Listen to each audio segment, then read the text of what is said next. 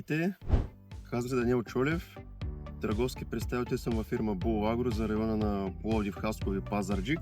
В момента сме на едно поле с слънчоглед в землището на село Опалченец, област Стара Загора, като на него ще ви покажа ефекта от нашият противожитен хербицид в слънчоглед Ранго.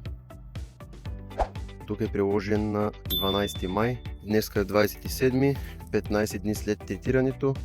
Дозата е 175 мл. Може да видите.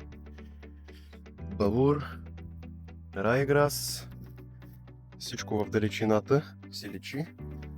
Слънчогледа върви нагоре, няма никакъв стрес, а междуредията се виждат как жълтеят.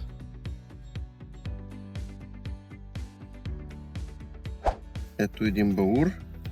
Виждаме как долу в сърцевината също е доста закърнял. При напречен разрез се вижда как местната част е доста намаляла, жълтее, закърнява. Ето също може да видите как баурът си отива. Това е същото поле, като ще ви покажа една случайна контрола.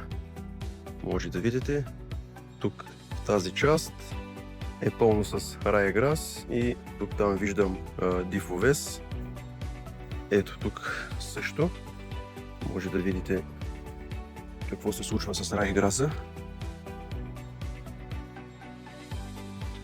И контролата, и напред също се вижда как всичко жълтее.